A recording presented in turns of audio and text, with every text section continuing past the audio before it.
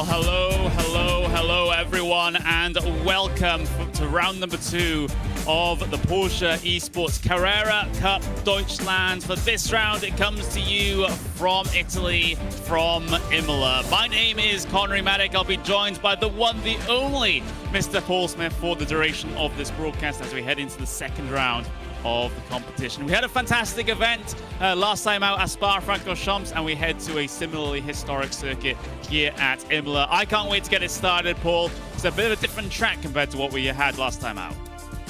Yeah, Imola, it's a fantastic track. It's going to produce plenty of action, and it's going to be tricky to overtake here. It's always been one that's been difficult, but you can do it here into a couple of the chicanes, so definitely opportunities will happen, but it'll be harder to come by. Yep, they really will be. Of course, as always here in this series, the drivers had an entire week of qualification to be able to book their spots into this particular race. So as a result, you might not see some names that you saw in the first race, but you'll also see some fresh names get themselves onto the starting grid as well. That's the great thing about this championship. You know, the participants aren't decided at the very start of the season. If you can feel that you have a very good track coming up and you want to get yourself qualified, you could potentially be one of the 32 starters that will go here today. Yeah, and that's one of the beauties of this series, is the fact that you've not got that set grid of, right, those are the drivers that are going to be working in each one of these races. So it's really good to see that you've got that variety of individuals who take part here in this series, and it's good concept to freshen up things and to give people opportunities out there. Yeah, absolutely. And there's going to be a lot of opportunities as well. We still have a good handful of rounds left in this season. We just got that first one in the bag just a couple of weeks ago. Now we're on round number 2, and then we remain in Italy for round number 3 as we head to the famous Monza circuit there. And then we head back home, at least as far as this series is concerned, to the Nürburgring GP layout. Then we go to Silverstone, Hockenheimring, Suzuka, then of course our mystery final round on the 17th of October. The top 32 drivers in terms of points will be the only ones invited into that one, so the sort of week's qualification period won't count for round number 8, our final round of the season. But we've still got a very long time before we get until that point, Paul, and we still have lots of things to be decided as far as who out of these top 32 actually go through to that final race, and of course who comes out on top in terms of the standings as well. Yeah, it's a long old season, is this, 8 rounds of the championship across many months. So October seems so far away, doesn't it? But it's not actually that far, really, when you think of it in the big scheme of things. But Imola, that's going to be a good one to see if somebody can take a stranglehold of this championship, or if we're going to just see things mix up each and every round, because there is a good variety of circuits out here in this championship. Here's the recap of the point structure as well. We'll have 2 races here today, both equal in length, 30 minutes, no reverse grid either. So those are the points paying positions for both races here today. And remember, the prizes at the end of the season consist of 12,000 euros going to the winner, and of course an invite to a post-season event. Of course, restrictions notwithstanding. You've also got second place getting 8,000 euros and third place getting 5,000 euros. A bit of tidy money there, Paul. A little bit of pocket money, isn't it? No, it's good to see that even in these national championships, there's some significant money going into the series, and it's a bit of extra incentive for those drivers out there to be able to push on and try and get those wins and try and get to the top of the standings. Yeah, a very big incentive to go for those top couple of spots, given only the top 3 drivers in the season actually get themselves any prize money. There are, of course, additional prizes to look at as well. Every participant of the time attack qualifying for all 8 rounds that we have to run here, or rather all 7 that you actually have qualifying for, they will be entered into a prize draw to win a prize at the very end of the season as well. So it's not just these guys competing on the big stage, it's also, well, if you're lucky, you can get yourself a bit of a prize at the end of this as well if you compete in all 7 time attack qualifyings. Yeah, again, great that there's these prizes and opportunities coming up for these drivers, and Yeah, even, as you say, if you compete in those 7 time attack events, then, you hat your name in the hat, and you could end up winning yourself something special. Yep, you could well do. But let's have a little talk about the season so far then, because the man of the first week of competition was Maximilian Berneke. A fantastic, perfect 2 events. He scored maximum points, 50 out of each event, and, well, he's riding high coming into this race here at Imola. He has his teammates of Gianni Vecchio trailing him by 10 points behind that, and you've got Patrick Holtzman, Alexander Tiber, Christopher Danby. It's a lot of red line representatives at the very top of the point standings early on. You can count Enzo Benito in that as well. Diego Pinto gave Berneke a big challenge early on, especially in race number 1, but in race number 2, he fell by the wayside with an instant, which is why he's down there on 60 points instead of a little bit more. But it seems like there's a bit of a red line wall going on there, Paul, and someone's going to have to try and break through that. Yeah, Pinto was the only one, really, wasn't he, that was challenging that wasn't a red line driver. It's not a team's championship, it's worth pointing that out. But still, when you've got so many people from one outfit working together in terms of setup, in terms of practice for the races, and all of that, well, not so much setup, it's fixed setup, but in terms of practicing for the races and the events, then when you've got a big group like that working together, it does tend to err in their favour. Yep, it really does. You have a lot of friends out there. It was especially helpful at Spa due to the amount of slipstream off and slingshotting opportunities that you can get there at that circuit, but maybe not so much here. Of course, you have that long run out of the final corner across the start-finish line and then down in towards turn number 1. But for the rest of the lap, you're not really draft locked like you are at Spa-Francorchamps. So maybe the racing here will be a little bit different to what we saw in week number 1. I said, at the top of the show, it's not the most difficult. There are opportunities on this track, but there's also it's also difficult to make those moves. So it's not a gimme if you do end up moving forward through the field. So definitely there are opportunities to be had, but it's not easy to come by. But yeah, that blast down that back straight all the way down from Rivazza, which you've just seen the exit of there, carry the speed and the slipstream through. You can attack then into Tamburello. It's not the widest of tracks here though, so moves into Tamburello can be a little bit tricky. Yeah, can be very... well, that's going to be one of your main overtaking opportunities, like you said, though. You also got the hairpin into Tosa. You can go for a dive through there as well, which is going to be very optimistic for any driver who tries to go for that. But you're seeing practice going on at the moment. Drivers are allowed about 20 minutes of practice out there, and we're in the middle of the day here, just past noon in sim time. And of course, all the sessions will carry over from this point. So we're not even at the hottest part of the day yet, Paul. And our track temperature is already sitting at 43 degrees Celsius. So it's going to get quite toasty out there. Yeah, and that's going to be one factor that's going to affect these drivers out here, of course. With it being no traction control and no ABS, there's a lot of zones here, out of chicanes, out of hairpins as well, where there's big acceleration zones. That's going to put a lot of heat into those rear tyres. So looking after your tyres through these races, the 30-minute races, it's going to be crucial to do that if you want to be able to compete towards the end of the race here.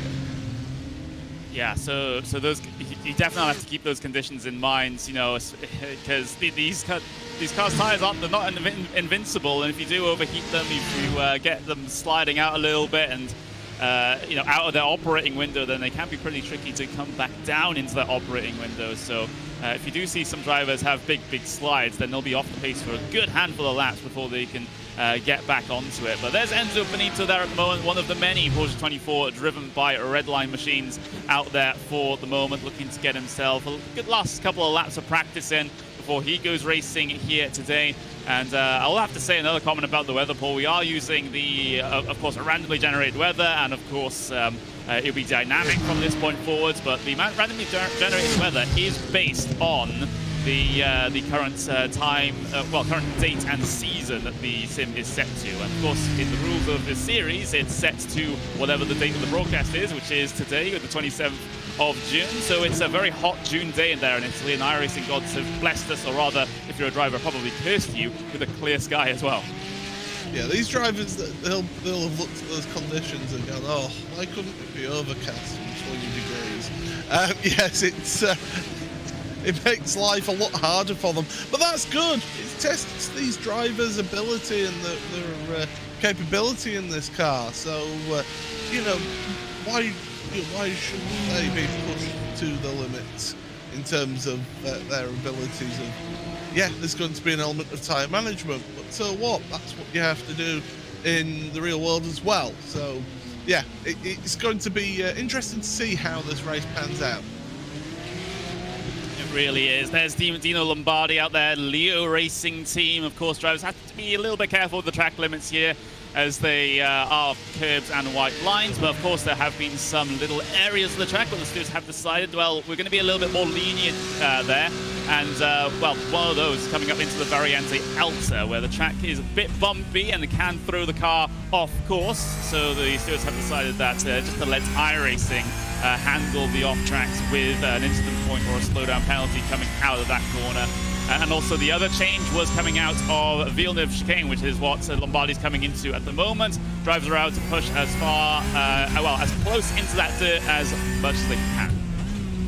Yeah, getting to use the AstroTurf out there. It's, I mean, if you heard the broadcast that I did yesterday, you know that track limits is something I'm very passionate about, and think that, quite frankly, sometimes we're a little bit too lenient in allowing the drivers to get away with things, but you know, there are times when it's sensible to allow allowances, and that's what's happening here.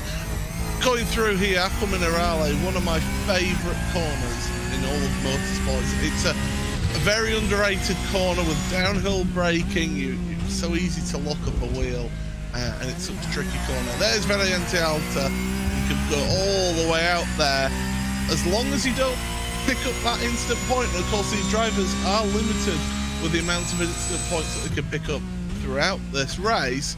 So they're going to have to be careful, because it's tight pack racing. If you end up making contact with somebody, that's 4 points already against your name in that race for instant points. So you know, you've got to be careful not to accumulate too many. Yeah, we are, of course, we had some appeals come in afterwards, and some drivers also got themselves reduced points penalties as well over the course of the previous week's competition. And of course, at that point, you know, you're considering still, if you, like you said, if you're on those like sort of 4 penalty points already, then yeah, it gets a little bit sketchy for you deeper in the season, because the penalty points do not get themselves refreshed, do they? So it's it starts to get a little bit concerning as you go deeper into the season, and you've thrown the ire of the stewards a few too many times. You'd be on the edge of a race ban, if not worse. Yeah. And that's one of the beauties of this, the fact that we have got those stewards making those decisions as well. It's really good that we've got that team there to keep an eye on everything and make judgments on incidents. Hopefully there won't be too many for them to have to rule on here. And of course, after the event, your drivers can ask for clarifications or appeals and things like that. So it's good that we've got this as a format here, and for these drivers to basically, you know, if you get the ire of the stewards, you know, things aren't going to go in your favour if you keep on sort of pushing them throughout the season. Certainly not, and of course they'll be looking for those sorts of patterns of behaviour over the course of the season as well. You know, this you just got to make yourself look good. That's all I'm saying with regards to some of the problems that could potentially arise out there. But of course, we've got 6.5 minutes left in practice at the moment, so drivers continuing to acclimatise with the track conditions at the moment. Big pack of cars here heading their way down through Acqua Minerale and then back up the hill towards the Variante Alta. Sergio Ferrerio there in the Obsidian racing car, and I gotta say, it's good to see, you Usually, what we would see in these sorts of top-level events are a lot of the Porsche Carrera Esports Super Cup drivers. But of course, this series does give drivers from, that perhaps not able to qualify themselves into that big competition to be able to get themselves some representation on the national stage as well. Because otherwise, we won't be seeing some of these guys if we allowed everyone in the service to join. Yeah, absolutely. We saw the Minuti car there and Matska in the pit road. That's another one that we've not seen in the World Championship in the Porsche Carrera Esports Super Cup. But it gives these national championships give those people who haven't quite got themselves qualified previously an opportunity to compete against those drivers who have been at that highest level, to see how they are, to see what they need to do, how they can progress and improve themselves as drivers, and see what areas they need to maybe just work on just to get that. The main thing that you find with those drivers that are competing week on week in the Porsche Carrera Esports Super Cup is the level of consistency that they have, the ability that they have to be able to just push lap after lap after lap, be within a tenth of a second of their best lap time, lap after lap. That is something that you need to work on and to be able to achieve. There are drivers who will specialize in certain circuits, who will shine at certain circuits, but then get them to any other circuits and all of a sudden they're nowhere because it's not their favorite circuit and they haven't spent a couple of 100 hours doing laps around it. So it's a good opportunity for those drivers who haven't previously qualified for that championship to see what it is, where they stand against those drivers, and see I need to maybe work on breaking into a corner, or working on feeding my throttle, things like that. They can take that away and they can work on that to progress themselves forward to maybe then qualify for the World Championship. It is a great learning opportunity for those drivers because, like you quite rightfully mentioned, these guys, or at least some of the guys lower down on starting grid, might not have been able to, compete even in the same races if their iRating is quite far away from the top guys, even in the top splits of things. So it's definitely a great learning experience for them.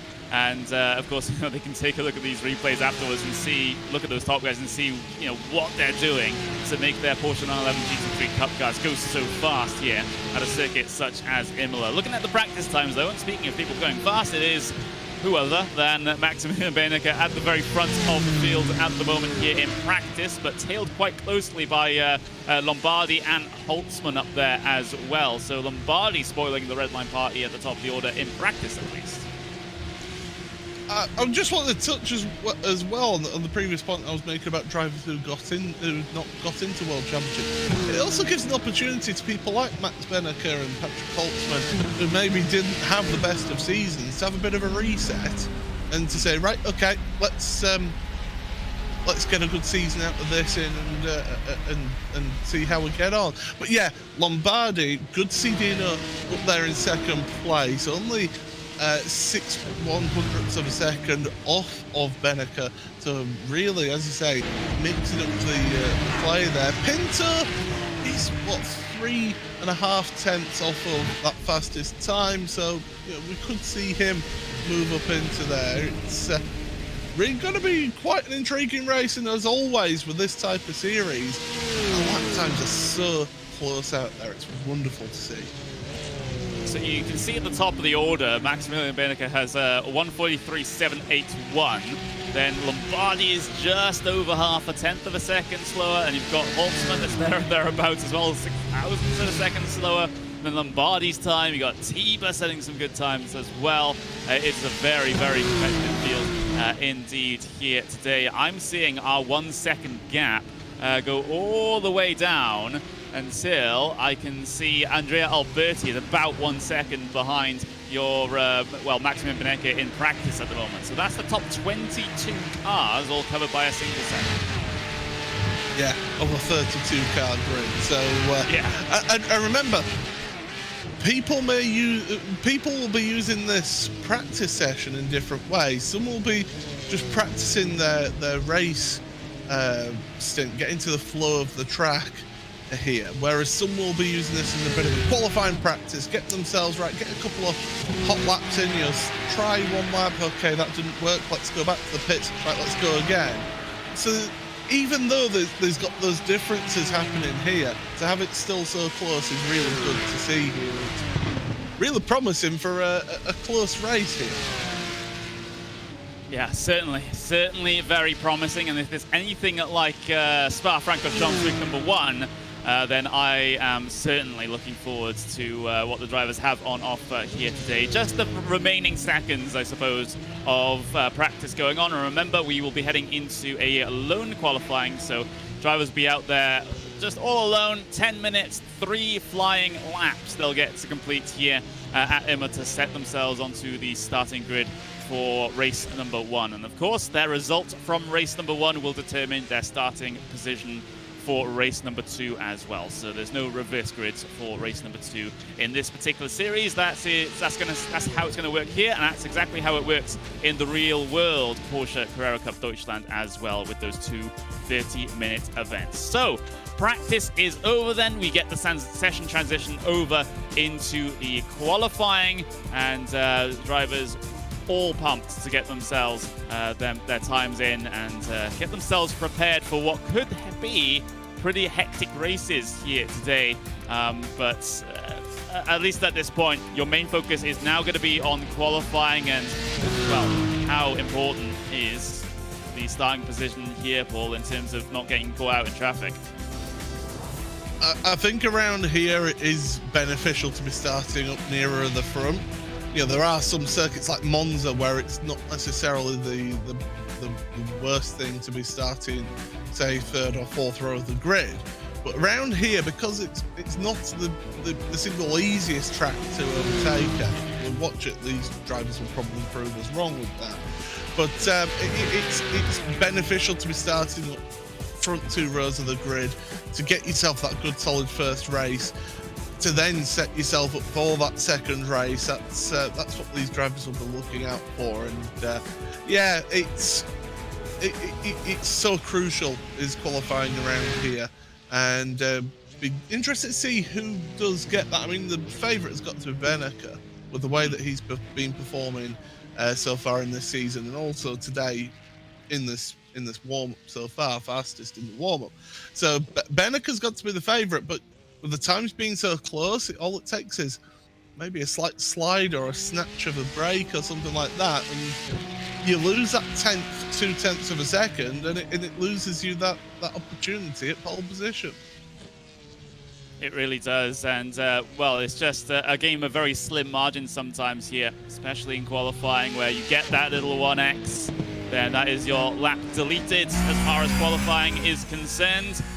Well, running on board as one of the drivers starts their flying lap here today. Let's just take a look from the, well, not so much driver's view, but more of a passenger's view on the way down in towards turn number 1. We are on board with Marcel Erang in his Maniti Racing number 35 Porsche, hitting the brakes, big braking zone, down in towards Tamburello for the first time. That's going to be your main overtaking opportunity here, but it's so tough to go too wide through here and give drivers space and get the racecraft all sorted.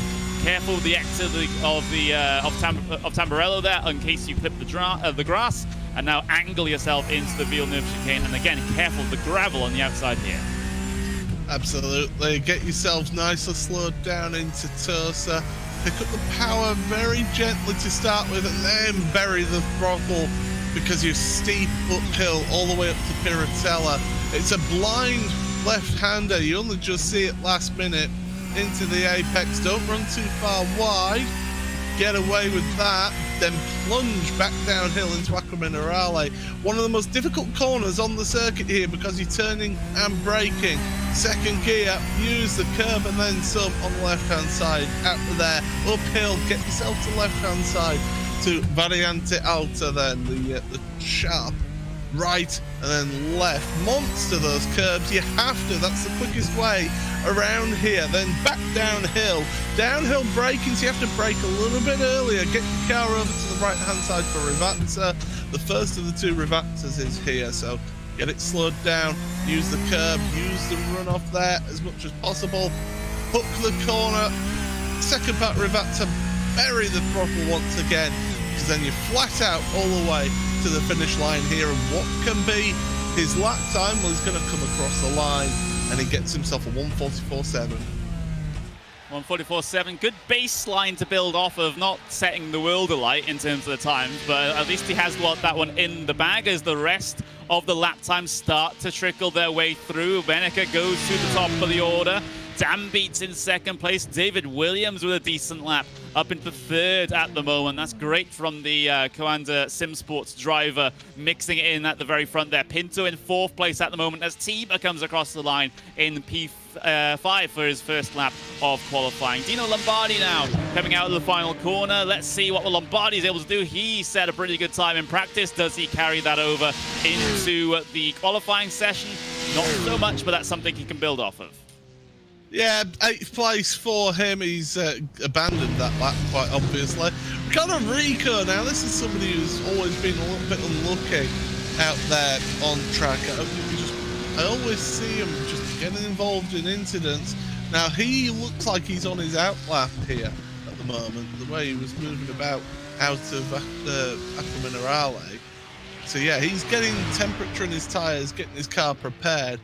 Christopher Dan Beats again, another one who's got that first lap time in. He's now on his out lap once again. He's taking it back to the pits and on our out lap here to get another lap time in. And 3 flying laps that they've got around here in qualifying. That's going to be difficult. And look at him just slowing down and then give it a boot full of throttle, get some heat into those rear tyres out of Acqua Minerale just to help prepare himself for a flying lap. You just simply have to get those tyres into the right sort of operating window. Another little movement there, and now out of Variante Alta on the charge down the hill towards those two, those 2 final corners right at the very end here of fantastic lap of Imola. So into the left, and well, soon we'll get ourselves a qualifying lap started for Beneke once again. And well, that's the number 5, so that's Christopher Dan Beats that we're watching. So he's heading his way out of the final corner now. So currently P number 2 here for Dan Beats. Across the line with 4 minutes to go. Plenty of time to get himself the time set here. And let's see how the driver number 5 negotiates this Imola circuit. It's personal best of a 1:43.842. He has to beat Maximilian Beneke's 1:43.752. So it's around about just over a 1/10 of a second that he has to find out there on circuit. That's somewhere. Well, he's leaving hundredths of a second on the table with how much he was having to work the wheel out of Tamburello there. He was a little bit sideways on the throttle on the exit of Tamburello chicane. So he is pushing the limit. He's giving it absolutely everything. It's intriguing to see how he compares to Max Beneke as they're going to Piratello once again. Wonderful to absolutely brilliant. So fun to do so many laps around here, and these drivers will have a ball out there, that's for sure. But, yeah, Dan Beats is looking good so far is the lap here. By the way, Rico up to 7th place. Yeah, great lap there from the driver of the number 51. We're seeing a couple more names that we're not used to seeing in the very top of the order. Careful with the off track there, Mr. Dan Beats, because you can pick up a 1x there that will ruin your lap. Even if you push that little bit further wide as well, you can potentially get yourself a slowdown penalty on the exit of that chicane. So you do have to be very, very careful. Into the first of the 2 reversers then. At the very end of the lap, make sure you get on the power early, but not too early coming out the corner as to spin the wheels. And now it's a big old run to the line as Dan Beats falls down to P4 as Holtzman gets himself up into P2. But what's this lap going to be like for Dan Beats? It's going to be not an improvement there for the driver of the number 5 as we get into the real back end of this session then. Diogo Pinto, fantastic performance at least in race number 1 of Spa, but he's binned his final qualifying lap. He abandons it coming out of the final corner, so Pinto will start no higher than 5th place here today. Here comes Dino Lombardi then across the line. He does improve a 1:43.955. is good enough to put him just a couple of positions ahead of Rico and Vecchio. He goes up into P7 there, does Dino Lombardi. So not quite mixing inside the top 3 like he was doing in practice, but still a very serviceable qualifying time. Yeah, done a good job there, has Lombardi. Yeah, as you say, not getting himself into that top 2 like it was in practice, but as I say, we don't know what exactly everybody was doing in practice. Time is running out here for everybody, and to be honest, I think people will just be out there getting themselves final preparations if they are out on track still, because there's very little time remaining. I mean, here we are, car 63, so that's Daniel Muth. He's not exactly pushing the limits of adhesion here at the moment, and just having a nice chilled Sunday afternoon drive. I think that's basically everyone done. Yes, Muth is the closest one to being able to finish a lap here, and of course it's been going very slowly. So it looks like that will be our starting grid here for race number 1. Maximilian Benecke doing it once again. Pole position for the German, and it's an all-red line front row with Patrick Holtzman in the 27 lining up next to Benecke. We've got David Williams, so, well, a second row start for the VRS Pro and the Sim Sport machine with Christopher Dambeats there in P number 4. Diogo Pinto starts 5th as your highest placed privateer in this one, with Alexander Tiber in P6. Dino Lombardi for the Leo Racing team starts in 7th with Gianni Vecchio in P8 for Redline. Ricardo Rico in P number 9 with Dylan Scrivens in P10 here today. Starting outside the top 10, Sergio Ferrario, P number 11 for the Obsidian Racing 555, and you have Ricardo Ferreira in P12 here today. Tim Matskill will start in 13th with Carlos Diegas 14th, Tobias Grundkotter in P15 with Andrea Alberti in 16th. Jimmy Antunes in P17 with Mike Wagner lining up in P17-18 respectively.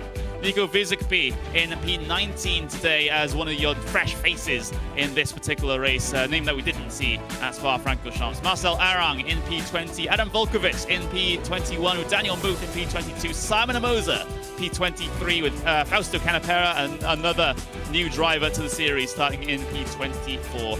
Fabio Lomateri in P25, again another new driver. It seems like there's lots of new drivers here towards the back of the starting grid with Michael Licetti in P26 there. Alessandro Prozzi in P27, Dennis Neidhart in P28. You see Matthias Siebels P29 and Lucas Lang as another new driver in P30. Then you see the very back of the starting grid here today. 2 drivers did not get themselves a qualifying time set. So Enzo Benito and Nicholas Laubisch will be the final row of the starting grid here today.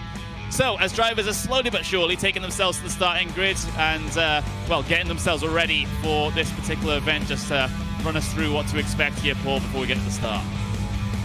The launch is going to be crucial for these drivers here. They've got to get away well and then try and hold out and keep themselves to the front of the field. That's what's going to be crucial here today. And as for those starting from mid-pack, try and take advantage of mistakes of your rivals, work your way through, because of course, as we say, second race, it's as you finish. So yeah, it's going to be interesting to see this one and how it pans out.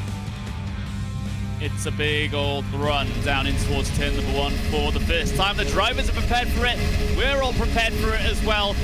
Round number 2 of the Porsche Esports Carrera Cup Deutschland gets underway here at Imola, and it's a brilliant launch from P3 from David Williams. He passes Holtzman already, and now he's challenging for the race lead down in towards turn number 1. Benecke able to hold on to the inside line, and he keep David Williams at bay, but Holtzman losing that position. That one's gonna hurt.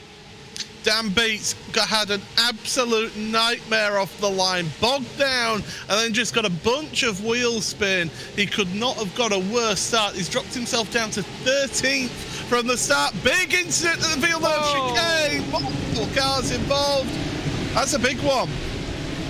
That is a very big one indeed. I'll have to try and keep track of who was involved, who was the instigator of that one. Ferrario was all over the back of Ferrario, so I'll say that 2 times fast. And Callis span Ferrario right into the path of traffic, everyone trying to scatter behind. to try and avoid that one. Hopefully we'll be able to get a replay of exactly what happened there, but it was a big mess in the sort of middle of the field and back as everyone just had to scatter and try and save their races. Yeah, well, if we get a replay of that, I would love to see a replay of the point of view of Dan Beats from the get-go, because he just bogged right down at the start and went backwards through a very expensive Porsche showroom, that's for sure. But these drivers working their way through this.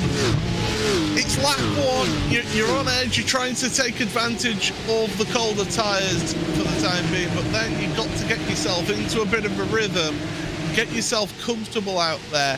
But David Williams is putting Beneke under pressure already here. He's got the slipstream now. He's dragging along a whole queue of cars behind him as well. And he is dragging along Holtzman. He's dragging along Pinto as well. Is Beneke being challenged in turn one, though? Williams, a bit more of a cerebral driver than that. He's just going to stay in line, bide his time, wait for a better opportunity. He doesn't need to go for any risky moves just on the second lap of this event. Same with Holtzman and Pinto behind. They don't want to get aggressive at this point either. They just want to wait and see how this race files out for the moment. Doesn't seem like they're under too much pressure from behind, but let's get a replay of exactly what happened. This shows you Ferrario just getting spun by a car behind, and look at the mess it causes as well. It's just a case of pick your line and hope and pray. And look at that, because of that bad start that he got, Christopher Dan Beats was involved in that incident as well. So he got tangled up on all of that. He started up on the front few rows of the grid, ends up now, he's currently in 21st place. So an absolute nightmare for Christopher down there. Yeah, that is absolutely awful for the red line driver. You know, bad start turns into something so much more. You quite rightfully mentioned it. Let's get the on board with his particular view of this race start. Let's listen in. Oh, his reaction times were fine. He just bogs down and just a whole bunch of wheel spin. Even when he's trying to mash the throttle, even at, what, 10, 20 kilometers an hour, it's still wheel spinning on him.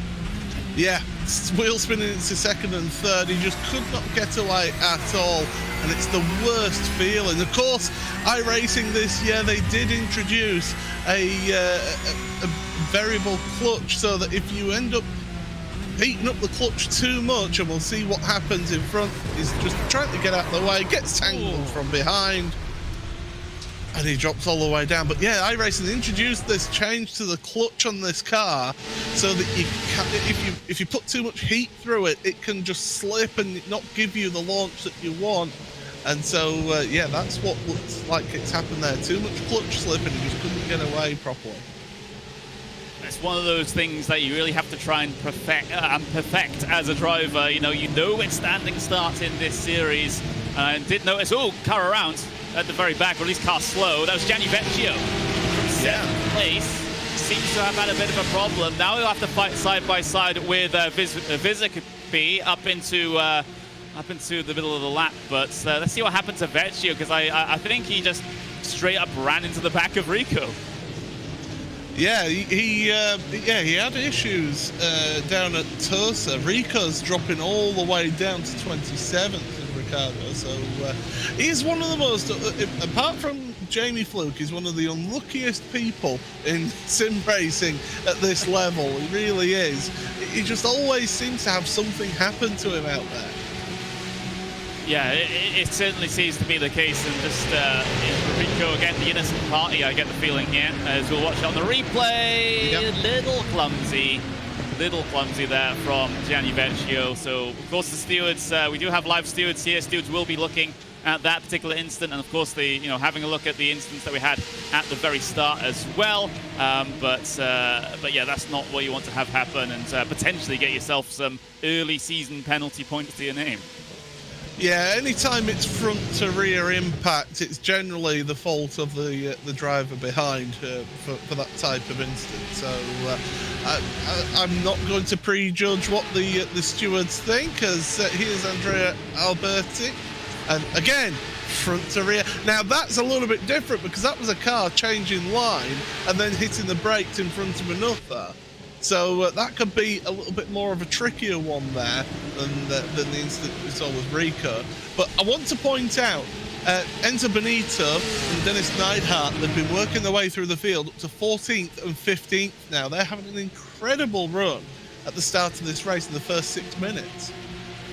Yep, they are. They've really been able to pick their way through the various happenings up and down the field with the couple of incidents that we've had. They've kept themselves out of trouble, and that's simply what you have to do sometimes. And ooh, was that the? Yeah, so, yeah, it was that little bit of a contact as he went past, and then that's unsettled the car behind into the back of him when they're under braking. That's going to be a tricky one for the stewards. It is. You see the DRS wave into the car just moving across, and then it's just that little bit of contact and spits the car out into the gravel. That's why we have live race stewards to decide these things, and we're just commentators with have been trusted with the microphone for some reason. But let's have a look then as these drivers head their way out of the final corner here for the 4th time in this event. Still got 23 minutes left to go. It seems like this leading pack has been relatively quiet for the moment, but I know how dangerous that particular word is in commentary, as we'll get to see maybe a move being made here further back in the pack. This is for P6 between Dylan Scriven and Alexander Tiber. Tiber attempting to go down the inside at turn number 1. He gets it done, and here comes the Beniti car of Tim Maxka, and somehow he's got that. Nice opportunistic move there from Maxka. Brilliant stuff. Saw Tiber cracked the door open, and he's just slammed his way through it. Scrivens won't give up this one without a fight, but that Beniti car is now in front and will be looking to try and tag onto the back of Tiber and move his way forward. So 2 places lost for Scrivens, and now he's got a little bit of a irate Vecchio right behind him now. And Vecchio's still under pressure from behind as well, so this is what this track generally does. It forms little battle packs through the field. You've got the front 5, which have just pulled away, and then you've got this little gaggle of cars here, then you've got another gaggle of cars further back, so we've just got these little battle packs form at this track. That's what the chicanes do. The way that it just ebbs and flows. It concertinas everything together and then pulls it away, and you get these little gaggles of cars. Let's hope one of these little gaggles of cars can give us a fantastic battle. We've already seen some signs of it in this one going on right now. The one for P number 6 and back. Here's the onboard then with David Williams. So he's the VRS Carrera Sim Sports car in 2nd place at the moment. He's being, well, caught and challenged by Patrick Holtzman for the moment. Holtzman, is he going to decide to send it down the inside? You can see David Williams trying to cover off that inside there into turn number 1. He does not want to have anything to do with Holtzman diving down his inside at this point. He wants to try and focus ahead and keep Beneke honest, because the last thing he needs is for that number 11 to try and get away. Yeah, but Beneke has been trying to get away. A little contact. Oh, now that's going to be... I'm sure that'll be looked at there again. Front to rear contact. Oh, Ter's flashing the lights. Yeah, he's not happy as David. And well, Patrick Holtzman got into the back of him, and well, there was only one place that Williams was going, unfortunately. Yeah, that was well, yeah, front to rear contact once again. Like you said, there's been so much of that over the course of this race, and now Patrick Holtzman is under risk of getting a penalty here. Now there's a lot on the stewards' plates at the moment. We just had a decision come through for the start, one of the instances at the start of the event. There's Patrick Holtzman just about running into the back of Williams there, sending Williams out into the gravel. Thankfully, though, Williams, well, thankfully for Williams' race, he didn't spin all the way around and have to try and rejoin the circuit. He was able to keep it pointed in the right direction, so he cycles out in 5th place, but a considerable margin off of this leading pack now. Yeah, and that's the thing that will really ire him, is the fact that there is that gap now has formed, and he's lost the slipstream there. I will say, though, you generally, where there's a track where there's a lot of chicanes involved, and we've got three of them here at this track, it's so easy for you just to make just the slightest of contact, and when you're talking about tenths of seconds or hundredths of seconds of difference between the drivers out there, yeah, you are going to get those little bit of contact, but at the end of the day, it's not for us to decide, thankfully, because I'm glad I'm just here in the commentary box talking about it. But yeah, there was nothing malicious, I don't feel, in that, though. It was just a mistake, but it's how the stewards see it. Yeah, it was just a simple misjudgment, I believe is probably the fairest way to call that one, but it won't absolve him of a penalty. Stewards, they just have to look at the facts of the situation rather than the reasoning of the situation sometimes. But having looked deeper in the pack, battle for 15th between Dennis Neidhart, Matthias Siebels, Lucas Lang. You got Christopher Dambeats on a recovery drive at this point as well. We've had a couple of decisions come through, though. In particular, one with Ricardo Ferreira, who's car number 13. He was given a 5-second post-race penalty due to his role in causing that big old pile-up out of turn 4. It's not going to really make much matter to the result of his race, but it will be the penalty points that's associated to that, isn't it? That's a key thing with them even giving those penalties. Because you might think, if you're watching this, if you can, well, what's the point in giving a driver who's retired into the pits a 5-second penalty? It's the penalty points that are associated with that, which is what matters. And that's why the stewards will still give a decision like that. Dambeats tried to make a recovery drive here. That's not... You can make the move into reverse, but it can compromise your run out of the corner, and that can give the car that you're overtaking the opportunity to fight back. And that's looking like what's happening here. Yeah, it does look like, once again, they'll have a little bit more of a scrap. Dambeats on the defensive down in towards turn number 1. As a little bit of a swapping. Oh, Holtzman. Yeah, I was just noticed that he dropped down the timing tower, Holtzman. Now, has he been instructed to give a position back here? Because he's going very slow. He must be instructed by the stewards to give the position back here.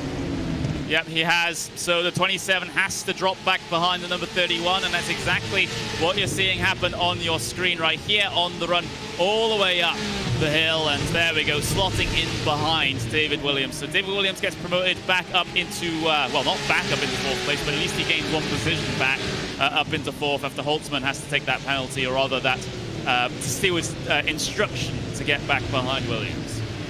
And that's it. It's the stewards are finding you at fault, but at the same time, it's a kind of penalty without actually being hit with a penalty.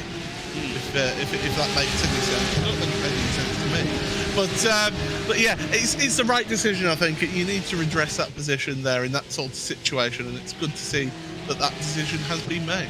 That kind of makes sense from a stewarding standpoint as well, because the gap back to Williams was around about, well, it's more like 4.7, but it was around about 5 seconds, which would usually be the standard post-race time penalty. So by giving him the order to get back behind Williams, you're also by default giving him a 5-second time penalty, which is pretty standard as well. So that's a pretty good decision if you ask me. But the other way to look at it, though, is that we might get this round 2, and let's see what happens here as Holtzman tries to go around the outside of turn 1. Not going to make progress there, though. You do see a lot of real world series where they've got steward in post-race, where they'll give a time penalty which will be equal to giving the position back. And, well, Holtzman's trying to get the position back himself, going side by side into Villeneuve. You can do this, and, well, best seat in the house right now is Alexander Tiber.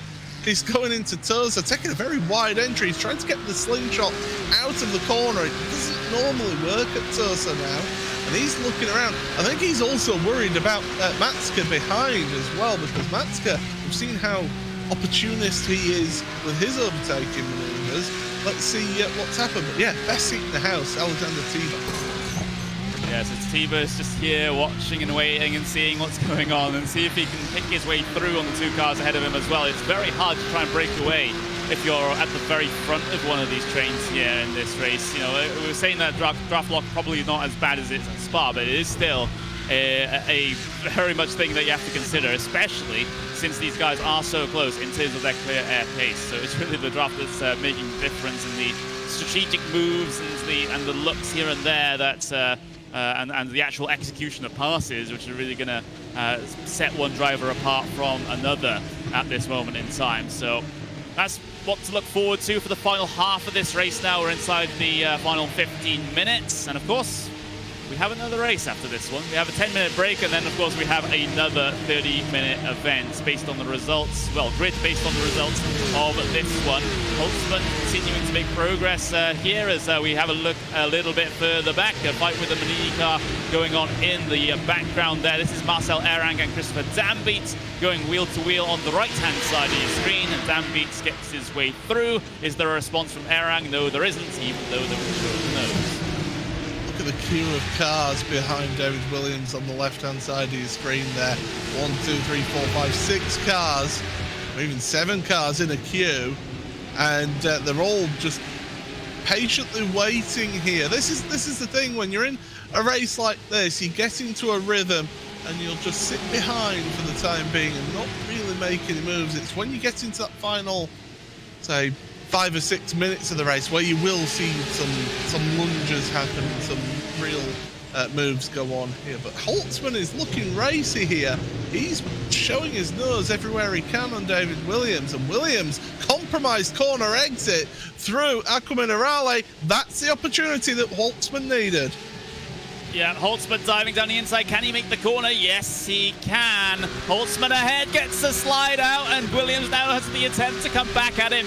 Down the hill into the Ravazzas then. Williams still has a good run of speed. The Coanda car will have the inside here for the braking zone for the final 2 corners. Williams, is he able to get this pass back, or is he going to have to try and fight tooth and nail for it for an extended period? Holtzman trying to take the wide line to get the speed off the corner. He does get a decent amount of speed off the corner. He can even attempt to maybe side draft a little bit coming down the pit straight, but this battle certainly isn't done. And look at who's closing in as well. You got Alexander Tiber, you got Tim Matska, all looking to pick up the pieces just in case this goes oh so wrong. Side by side, door rubbing, ping trading, and Williams gets forced wide. Williams will be saying that he was pushed off track there. It was a squeeze, whether there was a car's width, and he's again terse flash of the lights. He's not happy about it. But this is the level of competition that you're fighting with here. These are the drivers that the level that they're working to. If Holtzman has left a car's width there, then he's done a very, very good job of doing that and judging that to perfection. But yeah, turn 1 down at Tamburello, it just pinches in. It's so difficult to say on that look there. I mean, Williams did the right thing just to get across the gravel, get offline, and then service slowdown penalty. But he'll be absolutely furious in that car right now. Yeah. I think anyone would be, even if you put the calmest person ever behind the wheel of that car. They're going to be particular. They're going to have to be mad about that one, because not only have you had one contact with a driver that you know they've already been punished for, but now you've had a second contact with the driver, and that one is very hard to tell. You can see Holtzman maybe creeping across a little bit, but there was still a slight car's width. I get the feeling that's a big call to make. The trouble with that corner as well, and we saw this in the Formula 1 earlier this year, the braking zone does actually turn slightly, so it does come across. So you're trying to brake in a straight line, so you'll be holding your wheels straight, but that track is actually narrowing out from the right-hand side. Yeah, I'm not making a call on that one. It's one of those ones that can really go either way, but now we're seeing the onboard with Williams at the moment. Not a very happy bunny, I don't think. He has another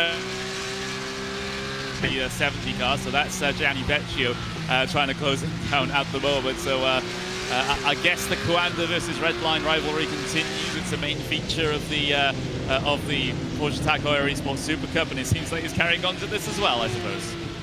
Yeah, this is you love these sorts of rivalries that grow over time, don't you? You just those sorts of rivalries really do add an extra spice to events like this. So definitely, it's great to see that here. But yeah, Holtzman has always been somebody who's pushed the limits, hasn't he? He's always been somebody who's been right on the edge of the limits of the rules, and most of the time it works out for him. Sometimes he just goes to the wrong side of that line, and he does end up getting himself some punishment. But At the moment, he's holding on to that 4th place. That's the most important thing for him. He'll absolutely hate me for saying this, but he is still the only driver to ever get disqualified in race from a World Championship event by the stewards. So yeah, well, he's hoping that everyone would have forgotten about that, but the memories live on. And see the ride on the back of the Manini car at the moment, trying to hold on to position. Oh, Marcel Erang, what's happened to him? He's got no rear wing. Yeah, and that's...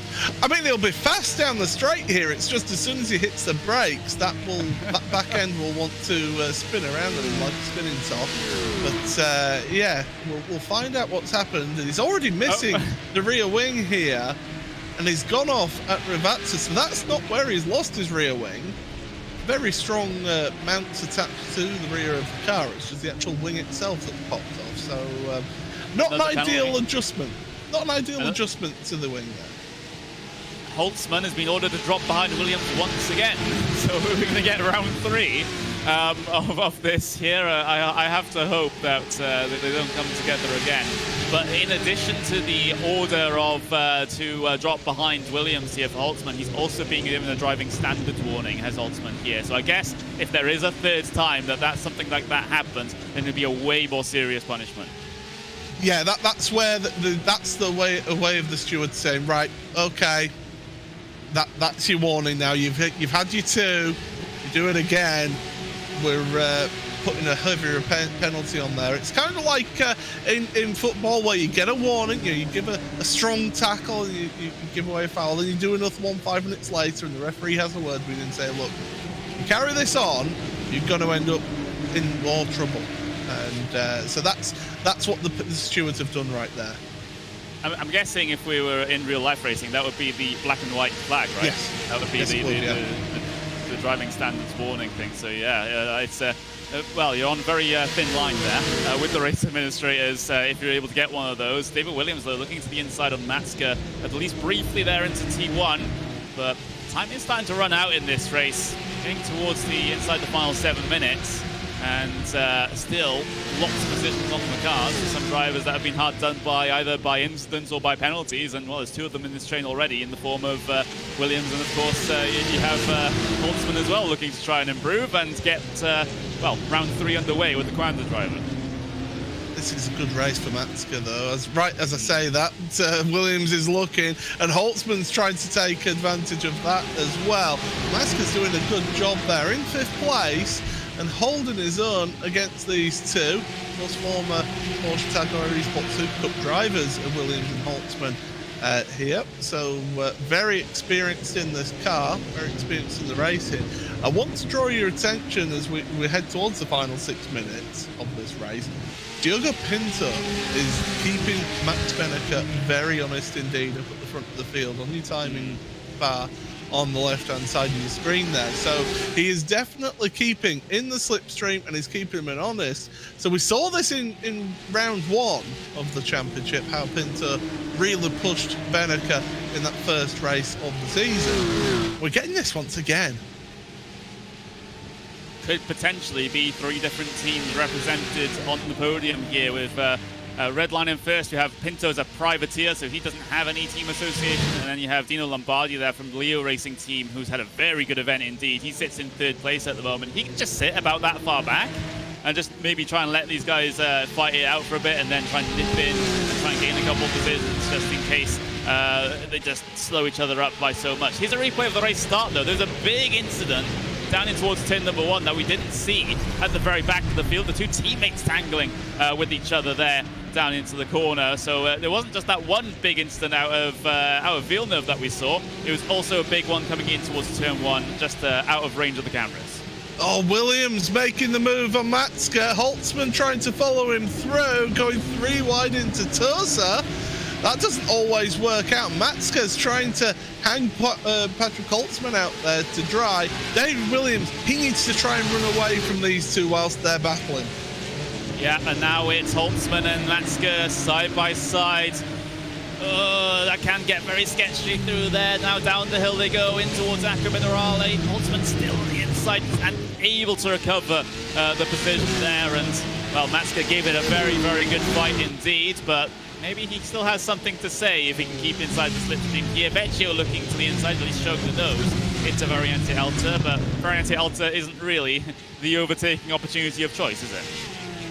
No, it's not. It is very much a one line. You can make a move through there and you can overtake through there, but you've got to have the cooperation of the person who you're battling with there. So, yeah, Williams up ahead of Holtzman now, up into 5th place, and Matska dropped 2 positions in all of that. And Beneka coming under serious pressure now from Pinto. Yeah, this seems to be a repeat of what we saw in race number 1 of Spa for our first round of the season. It's these 2 fighting in the very front. Don't count out Labardi in this one either. He's definitely within slipstream range to get a run down in towards turn 1 down the pit straight. Oh, is that Matska? It is. He's gone out and crossed the gravel. So something's happened down there. Has he outbraked himself? Has he been assisted off the track there? Well, we'll have to find out afterwards, really, because we've got 2 intense battles going on. Matska trying to recover and trying to hang on to 9th place. That's not going to happen there at Tosa. We were just saying how well Tim Matska has been doing over the course of this event, and then he has side-by-side contact with Vizicby through Tosa there. Door-to-door contact it is. So just two incidents in quick succession there for Matska. The first one, he did indeed outbrake himself. There wasn't contact with another driver. He just completely overshot the brakes into the corner and decided to push wide. But there's the incident in through Tosa. And, well, that's one for the stewards to work out for sure. That's just a racing incident, is that? That's nothing in that. You know, side-to-side contact like that through there. There's very little that the car on the inside could have done if they were holding their line. So yeah, I wouldn't see there being a penalty in that one. But what we have got is a really, really good battle for the lead. The problem is Pinto needs to do something different. If he keeps on doing the same thing lap after lap here, he's not going to get past.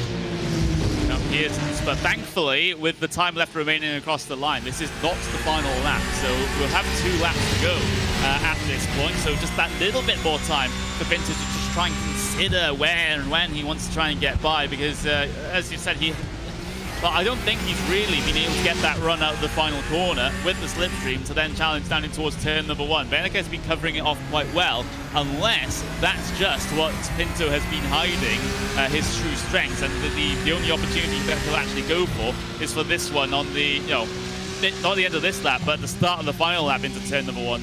He wants to do it one and done. The thing is, you can't pin all your hopes on that final lap move. He's got to do something before then. Williams and Holtzman are at it once again.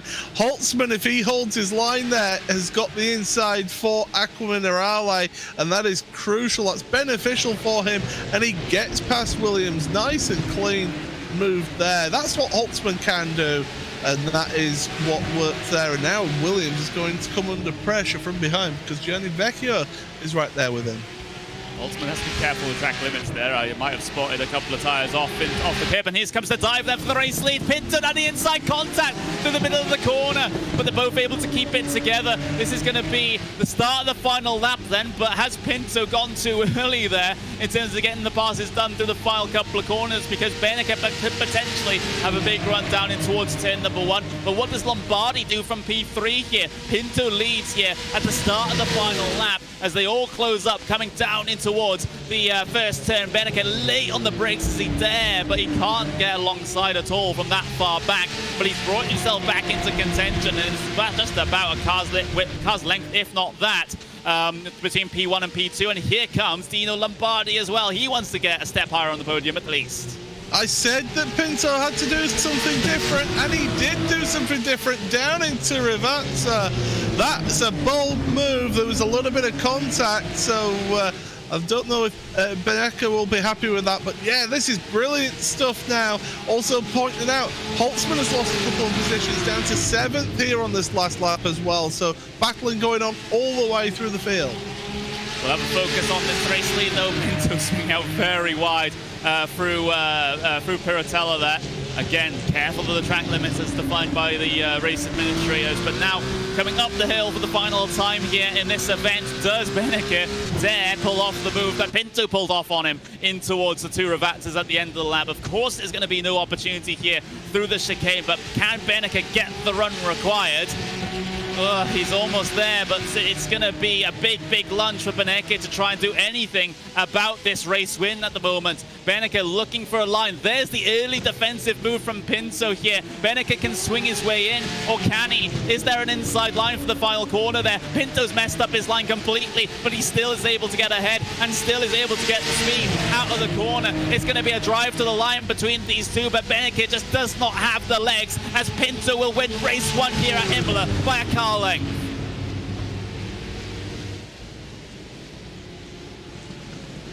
What a finish. As close as you like. Pinto, you exactly said it, Paul. He had to do something different. He pulled off a surprise move on the penultimate lap into the final two Revatzas. He was able to get himself ahead and able to keep himself calm at the very end as well. Let's have a look at a little bit of a battle deeper in the pack as well, with Sergio Ferrario getting himself involved with Marcel Erang, as Erang's able to defend the position. Here comes Alessandro Quozzi looking for the line. And, well, he's about a car length behind Ferrario there as well. So 2 instances of a very slim margin here at the end of race 1.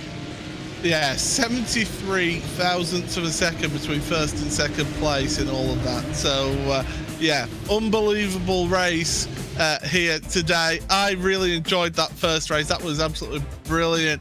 And yeah, Benecke just got caught out into Revatsa on that penultimate lap.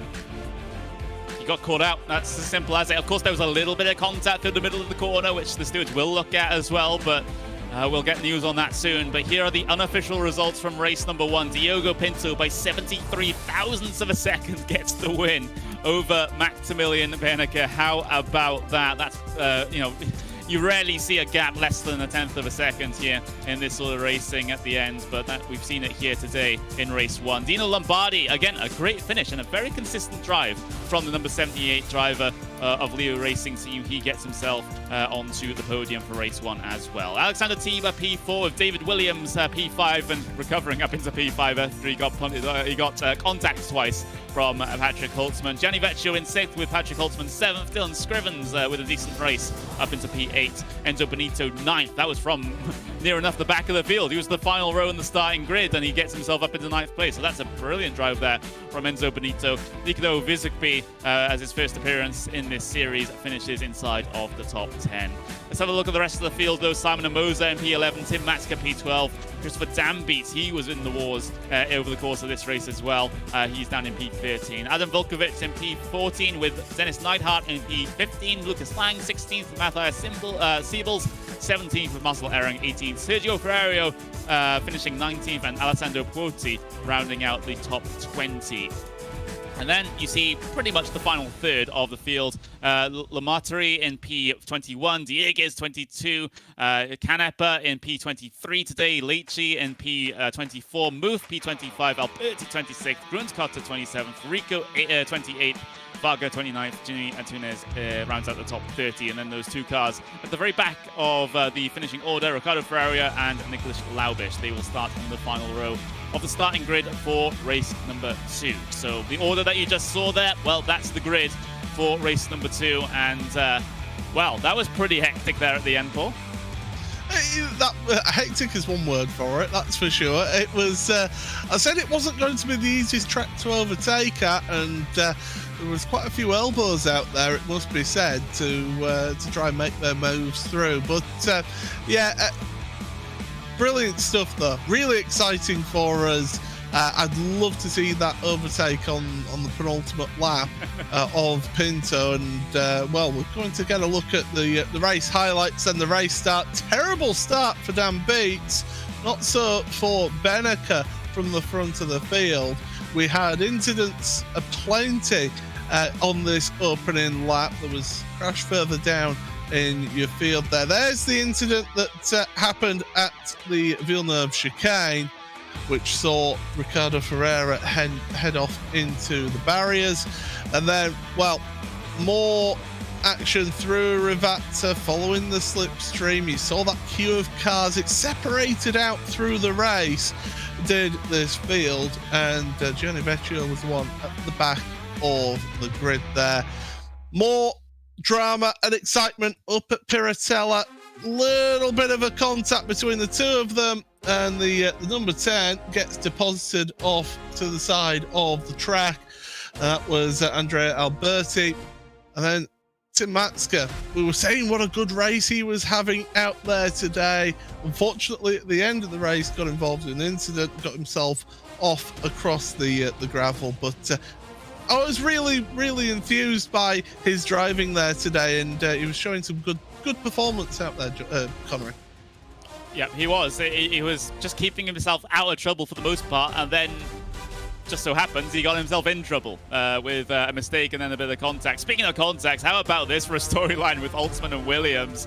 Not having just one bit of contact, but they had two bits of contact here today. You can see the flashing of the lights in frustration there from David Williams after that first bit of contact, and there's one a little bit later on as well, which forced him wide through turn number 1. There's the serving of the penalty from Patrick Holtzman, trying to get the car slowed down and while showing the nose and some such. But there's the passes being made from the number 5. That's Dan Beats on his recovery drive after that awful start. He just did not get away off the starting grid. He had a whole bunch of wheel spin, and well, that made his task so much tougher for the rest of the race.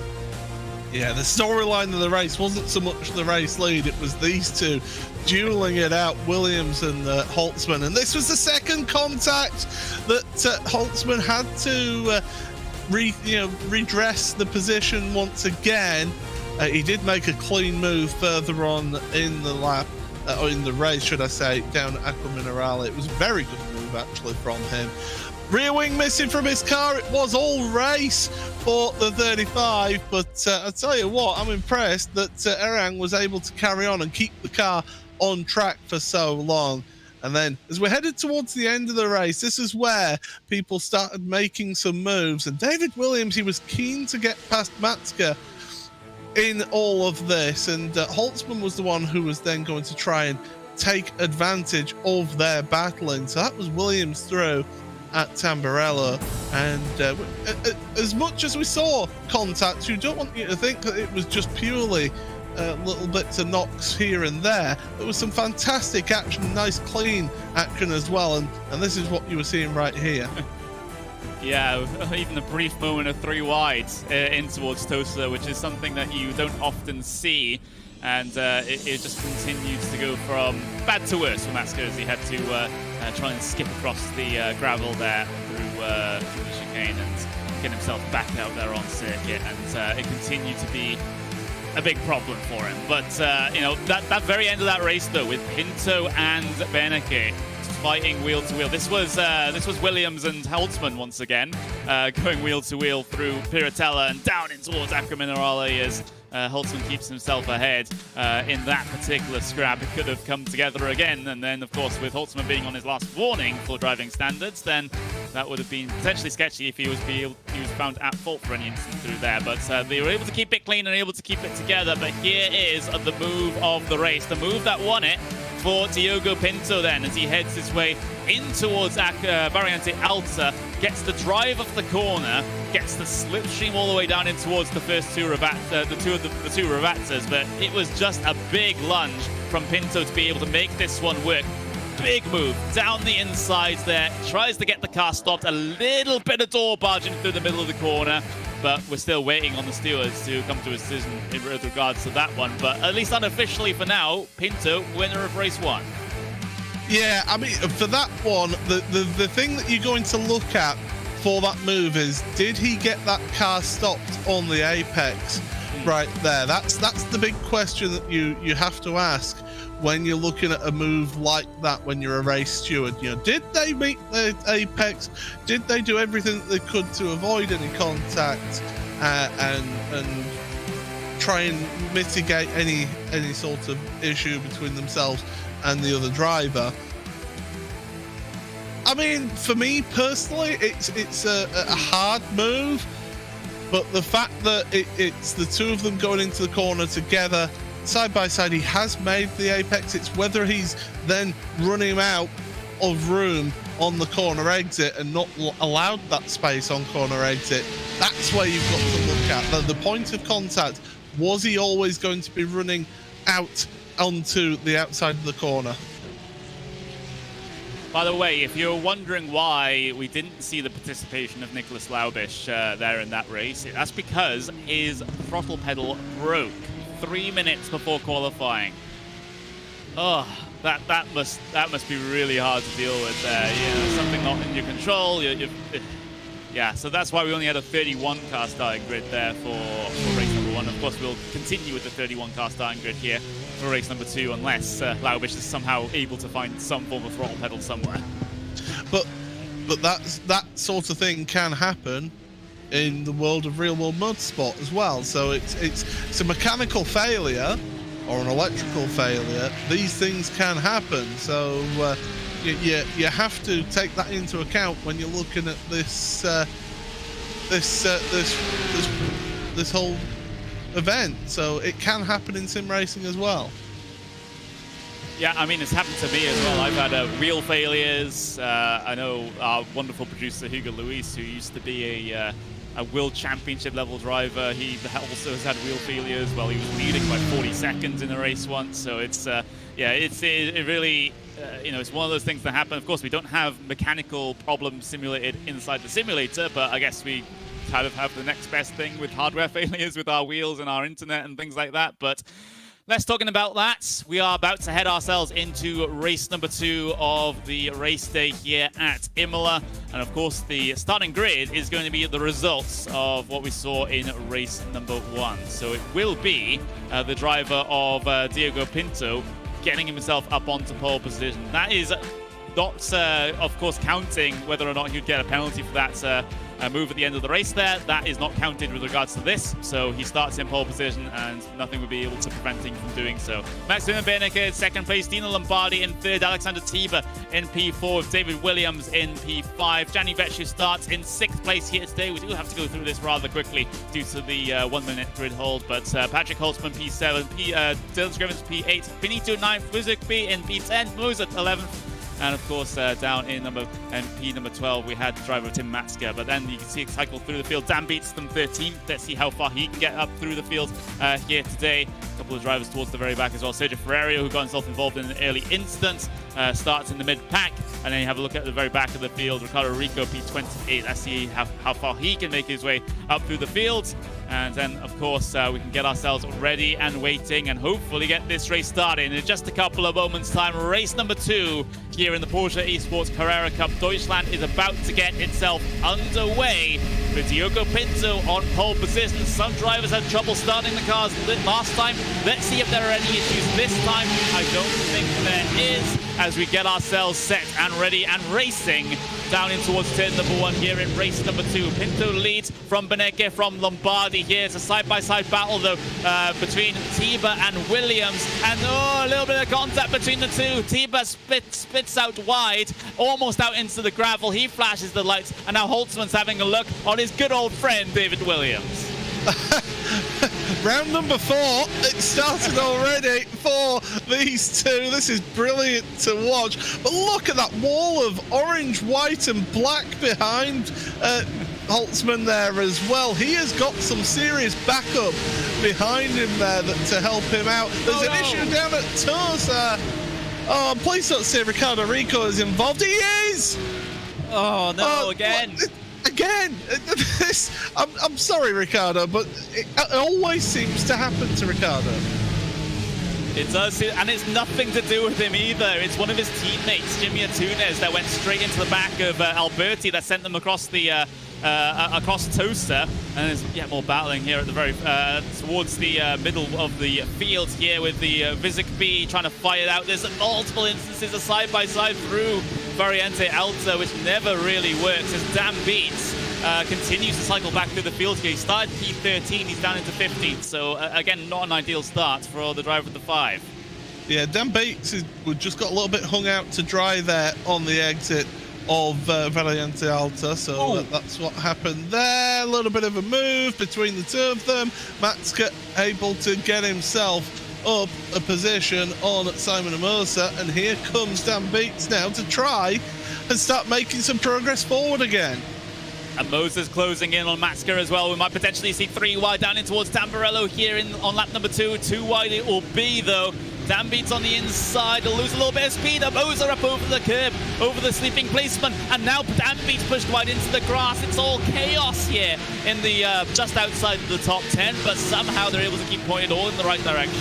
Well, Dan Beats lost a position in all of that. Siebels now makes his way through. So Matthias moving up into 13th place now. I think Christopher Dan Beats will be happy to see the back of Imola. I really do. He has not had a good day here at all.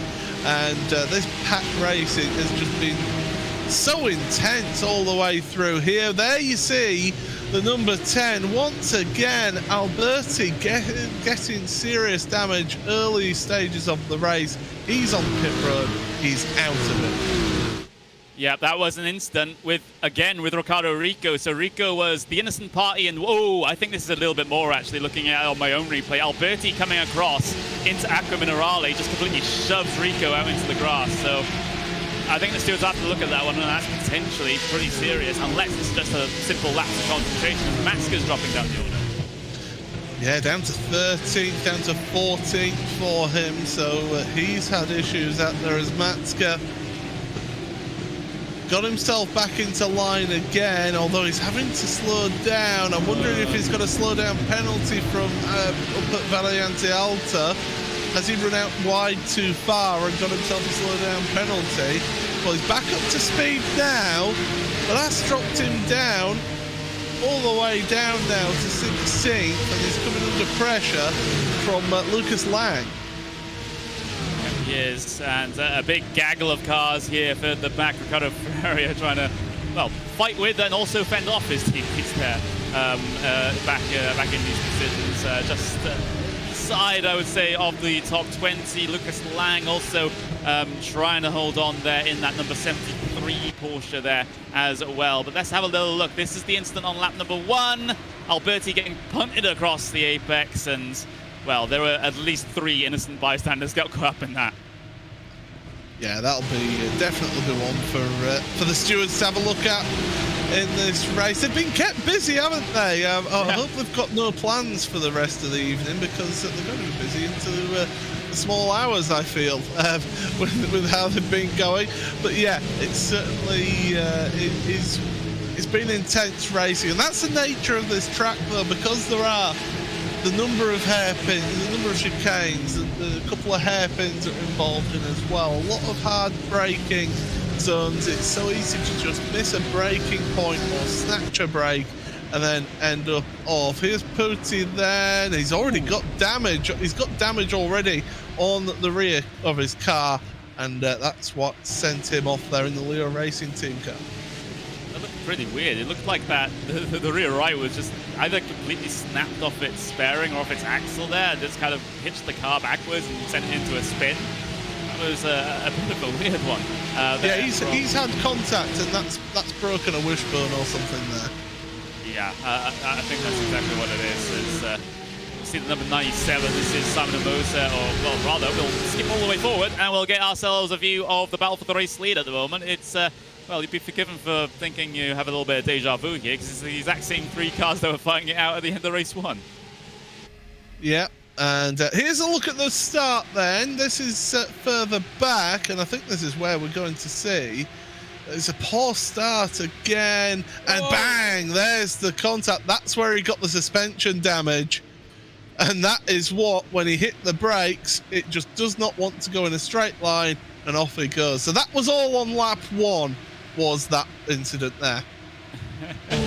Yeah, a lot of stuff going on lap number 1 here. Is you know, we're still less than 24 minutes left remaining of this race, and like you mentioned it, Paul, a lot of work for those live stewards to do in the opening portions of this race. So they usually like to decide them all at once and then just send all the penalties out at pretty much the same time. That seems to be the plan, at least that we saw in race number 1. So I wouldn't be surprised if we see that in race number 2 as well. Meanwhile, battle inside the top 10 here, Vissenby and Scrivens deciding to duel it out, and Scrivens was able to squeeze his way by that time around, but I don't think the driver from the Ignia Motorsports number 33 will really give up that easily. Oh, certainly won't. He's in the slipstream, and these two are fighting on their own, and the problem is if they keep on fighting like that, they're just going to fall further and further back. We have got a change for race lead as well. So Beneka up to the head of your field. So Pinto, not seen by us, has lost the position. Whether that's in the slipstream, whether it's a poor run out of Rivata, we'll have to be patient and see if we get a look at that. But the important thing is Beneka to the head of your field. Okay, so this is not a strange situation here for... Oh, Matska's dropping down. Matska's dropping down the order here, so he's had something happen here. Oh, there's been a big incident, actually. Multiple drivers involved in this, and, well, there's Dambeats involved. Dambeats is involved in this one. He was fighting side by side with Amosa, spins Amosa out into traffic, gets tagged around there, and look at all this confusion that goes on behind, as we'll try and get ourselves a good view of it. It was Dambeats' car spun in the middle of the circuit that collected a couple of cars. Yeah, so we saw Amosa there. We unfortunately didn't get to see the rest of them that got caught up there, but Orang was involved in that one. He's taken a tour back to the pits, and as I say, Matska's dropped down the order as well. So when I said that Dambeats has had a bad day and we'll be glad to see the back of this track, well, this is exactly what we're seeing here. Does he hold his brakes? He does hold his brakes, but it's those other drivers that are just coming around there. That's right on corner exit. You won't necessarily see a car perpendicular to you until you come out that corner, and there's very little that you can do there. So unfortunate for those two Maniti racing cars because Matsko went straight into that. His teammate went straight into the back of him as well. So both the two very bright green Maniti cars just are out of this event for all intents and purposes. There's a major amount of damage to the front end of those cars. Of course, you know, good thing about these Porsches, the engine is in the back, but it's not really going to help you with aerodynamics or engine cooling or anything like that, having that amount of front end damage. And of course, you've got the wheel and suspension to be concerned about as well. Yeah, you've got all your radiators, so your oil cooler. So you've seen, now you see for me, oh no, he is off the throttle. He is off the throttle. He's trying to, and yeah, all you see is smoke, and of course the smoke has been changed recently on iRacing in the last couple of builds, so it can be a little bit more difficult to see. But when you see smoke like that and cars going off, you need to be very wary of what's going on. And the way that Dambeats' car sort of swung round and ended up on the racing line, you are always taught really that you want to hold your brakes in an accident like that so you can kind of be predictable. But then it's just a case of, well, where do you go? Well, very, very close there for Michael, but worked his way, threaded the needle there. Very well done. Michael Leichty, my words, like seeing all that going on ahead of him, and he picked the exact right car's width of space to be able to slot through. That was a crazy sequence there from Leichty. Gets himself up into P17 just as it happens. So great couple of positions gained there. Of course, you're really playing with fire with regards to incidents like that as well, because the stewards might catch you for not slowing down enough in through a sort of instant zone. So he didn't cause an incident, for sure. But again, that's one of those things that you have to be very careful of. Yeah, exactly. You're absolutely right there. You know, there will have been shown a local yellow flag there. It will have come up on their screen. So they will have had a warning, and plus, with you seeing the smoke there, you know that there's an incident has happened in front of you. Here's the move for the lead, by the way, and it is the slipstream. And Pinto, I think he's done the right thing there. Backed out of it, not interested in fighting tooth and nail over that one. He's thinking the long game here. He's wanted to be on the tail of Benneker heading into that last 10 minutes, like he did in the first race. Remember race 2 of Spa as well. You know, after having a fantastic run in race 1, he fell off in race number 2 with just a simple mistake of his own, and now he doesn't want to have that repeat happen again here in race number 2 at Imola either. So you see the sort of the development of the driver's attitude over the course of these races. Of course, they're going to be remembering what happened last time as well. Oh, absolutely. You always have to review. If you get involved in an incident at all, you always have to look at what happened there and take it away. Even if you weren't at fault, you still need to look over an incident, for example, or a mistake made, and look at it and say, right, what can I learn from this? David Williams, by the way, just losing out to Vecchio there. So Holtzman and Vecchio are now ahead of him in this battle for 4th place. And these three, again, they're dropping off of that leading trio. Yeah, they are. David Williams actually lost 2 positions towards the end of the previous lap, just by going a little bit wide through the, well, coming out of the first Ravazza, and just let 2 of those red line cars just squeak their way through. So not ideal for David Williams. Was running P4, now running P6 here at the moment. Continuing battling going on outside of the top 10 as well, with Matthias Siebels and Carlos Dieguez, Dennis Neidhart, all involved in this battle on the way down into Toaster on the right-hand side of your screen as well. So multiple places to look at for action here in the middle of this event. And well, let's see if any positions swap around, especially in that big long train on the right-hand side, with a lot of drivers involved in it, and Siebels at the head of the train. Yeah, doing a good job of it, Siebels there, actually, to hold that train up. But it's one thing to catch, it's another thing to pass, and Dieguez is certainly just having to show an element of patience there behind Siebels at the moment. He's not going to be braking exactly where he wants to brake because he's behind the car in front so close as well. Sometimes it can be beneficial just to drop back a tenth or two through a corner to then get the run out of the corner. That can sometimes work out for you, so you just have to try a little different things. It's like I said with Pinto, you have to try something different. If you do the same thing repeatedly, the car in front is just going to know exactly what you're going to do and just cover that. So yeah, definitely tricky to see how this one all pans out, but Carlos Dieguez certainly putting the pressure on, using the slipstream to move ahead. So there we go, slipstream situation going on down in towards T1. So that puts Dieguez up ahead of Matthias Siebels, and now Siebels has to be looking behind him because Neidhart is closing in as well. Ricardo Ferreira also looking pretty spicy at this stage in the race as well, but none of them will go in for any lunges in through Villeneuve. That is, of course, not really a place where you can make anything like that work. It requires you having an overlap already coming out of Tamburello. But look at this, down the inside, Ferreira gets a slide on, and Neidhart continues. Yeah, it does, but for how long though? That's the question. When you're taking those defensive lines, you're kind of really compromising yourself there and not getting the runs that you need to be getting. You're off your natural line, and you're slowing yourself down slightly. Look at that though. Siebels is just dropping back from Dieguez, so he was really the cork in the bottle there, and Dieguez is saying, thank you very much, I'm going to try and run away now.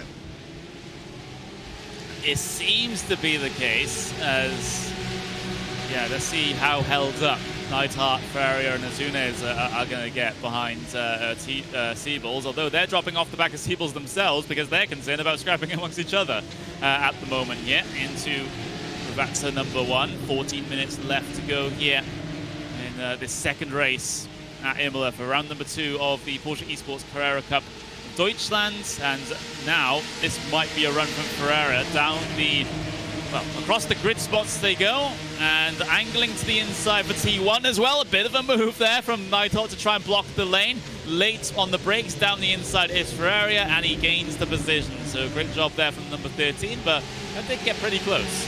It was too late to make that move. He realised too late that he'd got the run, and Neidhart tried to squeeze, tried to scare him out of the move, but Carrera was not going to have any of that at all.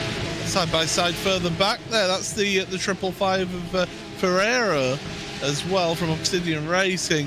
He's trying to make his way past the 100 car, and that's Fausto Canepa. Yeah, battling all the way through this field. It's great to see all these battles all the way through the field here. Yeah, it is fantastic to see, and I did point this out earlier because we have a Sergio Ferrario in this race, and we have a Ricardo Ferreira in the event as well. So those last names can be a little bit confusing with each other. But as it stands right now, though, the race at the very front has stabilized out once again, you know, in and amongst those top 3 cars. They're just sort of running around together on their own at the moment. Ferreira, yeah, I know Hugo, our wonderful producer, correcting me on some name pronunciations. Yeah, we'll just have to deal with that as we see David Williams try to get a little bit of a run here on Gianni Vecchio in towards Turn 1, but no success this time. Listen, it's a live broadcast. Mistakes are going to happen with names. Let's just say that. But I mean, whilst we're looking at this battle, I've been keeping an eye on the lead trio, and it's interesting to see that this time Dino Lombardi is actually holding a lot closer, and Holtzman has got the slipstream. He's been able to pull away slightly from Vecchio and has been able to catch up to the leading trio, and he's dragging along Vecchio, Williams, Tiba. You know, he's dragging all that queue of cars. So Holtzman is acting as a bit of bridging the gap there to be able to carry those drivers forward. Not that he'll want to, though. I mean, there's a couple of his teammates back there, so maybe he would want to bring them back into the fray here, at least if there's podium positions on offer here. But yeah, there's not as much separation in your leading pack as what we had at the same point in race number 1. So these guys kept each other a little more together, I would say. You can see the positions gained on the left-hand side of your screen. What a performance so far in this one from Ricardo Ferreira, as he gains 18 spots on where he started there. Atuna is gaining 15 spots on where that driver started. So Wagner up 13 as well. So a lot of the drivers that started at the very back of the starting grid for this one were able to pick their way through the pieces of the early incidents and get themselves at least solidly inside the top 15. Yeah, certainly good. Pinto looking to the right, looking offline, not sitting in the draft. Now, what's the conditions like? Because is he getting maybe some little warnings on his dash just to say that his engine's getting a little bit hot? Because, of course, all the radiators, as I said earlier, they're at the front of the car. So you've got your oil cooler and your radiator. They're there in the front of this Porsche 911 GT3 Cup car. And, you know, so that hot air from being sat in the slipstream for so long is really, it's going to be affecting his car if he sits there behind. Yeah, it is. So, yeah, we're sitting about 25 Celsius air temperature. Track temperature is 48 at the moment. You can tell it's a hot summer's day here in Italy with temperatures like that. And although saying that, you know, could potentially be a little bit higher. I remember when I went to Italy way back when, a couple of years ago, where we hit like 32, 33 degrees and into the mid-30s afterwards as well. So it's very, very hot indeed. So maybe this is a little bit cool compared to a standard summer's day in Italy. Depends on where in Italy you go, really. If you're up north, up in the mountains, it might be a little bit cooler for you. But anyway, these battles are certainly heating up now. We're into the final 10 minutes, and we have to see how they all pan out now. Holtzman is there or thereabouts. the others behind him have actually just dropped back slightly. They're not hanging on to Holtzman. So Holtzman has got the bit between his teeth and has pushed forward. Here's Williams again, trying to make a move on Vecchio into Tamburello. And, having to stab the brakes there, Tiva. My goodness, he nearly ended up in the back of Williams there. Middle of the corner, you don't want to be having to stab your brakes like that because you can end up spinning yourself. Oh, Tiva's going to get close. No. And there's contact for that David Williams has to deal with, and there's a couple of cars involved in this. There's Vecchio got caught. Tiba. Yeah, Vecchio. I think he spun out of sympathy. Yeah, I think he was watching his rear view mirrors or something. Was Vecchio? He saw the contact behind. He spun himself. He had nothing to do with that one. Pinto ran into the incident as well. So a mess there on the exit of Villeneuve, and I think Williams is everyone's punching bag in this event. Well, that one will definitely get looked at by the stewards, I can tell you that. Williams, sensationally, out of all that, is in 6th place, so he's still in the same position that he was when he got contact there. So Benito has moved forward. Here we go again. Here's the replay. And also Williams got into the back of Vecchio. That's then caused him to carry too much speed through the corner. Ooh, now that's going to be an interesting one to try and sort out there. Well, good luck, stewards. I seem to remember a very similar incident in race number 1 where that happened. So it's yeah. So we will have to wait and see see what the decisions are. There's been a good couple of incidents in the over the course of this race that we're still, slowly but steadily getting through. Of course, we had a post-race time penalty for Adam Volkovic for a lap incident on lap 7. There's the 2-1-2, so that is I'm not sure whether that's a typo actually there. Yeah, it's a 2-1-2 because we have a 1-2-1, which is Diogo Pinto, and you have a 2-1-2 for Grunskotter as well. So I was scared that Pinto got a penalty there, but yeah, Grunskotter got himself a 5-second post-race penalty for something that happened on lap number 1 as well. So let's have another look at what happens here in this instant, though. Here's David Williams. There's the contact, and then there's the contact there.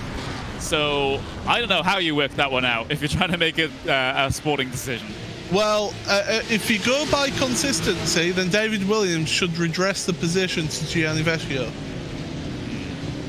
Tiba should then hang behind Williams because of course he made contact with Williams and all of that. But yeah, for me, it should be, if we're going to be consistent, it's Williams giving the position to Gianni Vecchio, which means that he'll have to allow Dalen Scrivens, who's actually been quietly just working away, doing a very good job out there. Yeah, he has, and keeping himself out of trouble once again is Scrivens. He gained 2 positions from P10 to P8 in the first race, and has gained another position here in this one from P8 up into P7. So a very positive day for the driver from Urano Esports. You can see David Williams' left wing mirror just hanging on by a thread or a cable, and he won't be able to use that anymore. I know most drivers still use the virtual mirror, but that wouldn't be helpful for something like VR, would it? I'm not saying David Williams is, because we had his driver cam earlier on, but yeah, that wouldn't help. It does actually slightly affect the top speed, though. With that car, with that piece of car being like that. You know what? I usually say when I commentate on touring car racing, if your mirror's not hanging off, you're not trying. Well, I think we're seeing that a bit here today with the Porsches. So Williams, yeah, is a little bit hampered, but it won't really be affecting him that much. Yeah, his objective here is just to try and keep number 55 at bay and just try and pull away from this little pack here. But of course, like you said, he had a little bit of damage, so that might be a little bit tougher, because he went pretty much pancake to the left-hand side of the car into the wall, didn't he? So, potentially you might get a little bit of wheel and suspension damage on the left side there from that as well, which you have to be concerned about. So maybe not up to 100% of his normal racing speed, David Williams, but he's hoping that it's enough to keep him in P6 for now. Mike Wagner doing a good job with the German Simracing.de by Hetzner team. It's not a mouthful for us to say at all. As it goes through Aqua Minerale. And he's putting the pressure on Neidhart. Dennis Neidhart is sort of still stuck behind Sables for the time being. But they're in this queue with Jimmy Atunis and Ricardo Ferreira. I hope I've got that right. At the front of this little queue of cars. I'm waiting for our director to judge me. Oh, 9 out of 10. That's not too bad. Right. So yeah, these guys. We're coming towards the end of the race here now. Final 3.5 minutes. You need to start making some moves. If you've been behind the car for a number of laps, you need to start moving forward. You need to make some moves. I wouldn't complain about that with the potential fights that the fights that we've already had and the potential fights we might have inside the final 3 minutes here as well. So we'll have to wait and see where it comes from, though. David Williams trying to hold on from Scrivens still, as they had a bit of a fight into Toaster there. It was almost an attempted lunge, in fact, by the Urano Esports driver, but now Scrivens has to be careful because Vecchio is in lurking behind as well inside of this trio. So looking ahead and behind, hopefully, following Williams very closely in towards Piratella, just applying that pressure to what is already a slightly damaged car. Yeah, he's feeling that, and he's hanging on, is David Williams, much like his wing mirror, hanging on by a thread, and he's certainly holding that position. So 2 minutes. Will the stewards make any rulings now at this stage of the race, or will they just do a post-race time penalty if they do feel that somebody's at fault now? Because we have still got some race action here. Oh, there it is.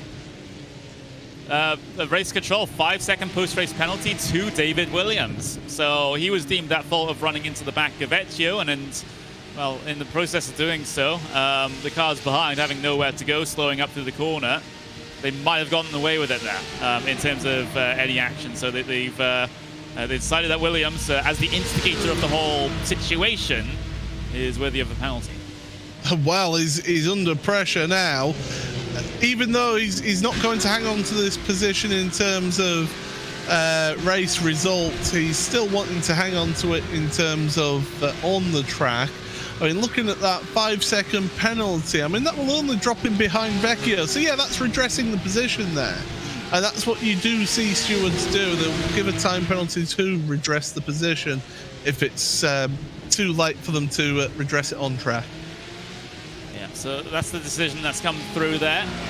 As I think David Williams is the definition of when people say someone's been in the wars. He has literally been in every little bit of contact here, and cars making contact with him making contact with other cars, at least in that last instance. And yeah, so what was looking like a positive day for Williams, at least in terms of pace, you know, because his qualifying wasn't bad. He qualified in P3 for race 1, still finished P5 despite all the contact in race 1, still remains in P6, but I get the feeling it could have been so much more for Williams, in all honesty. He could have maybe been scrapping it out with the top 3 potentially if he was able to keep himself out of trouble. Leaders are on the last lap, by the way. They're fighting away. Simon Amosa is also fighting away with contact with his teammate there.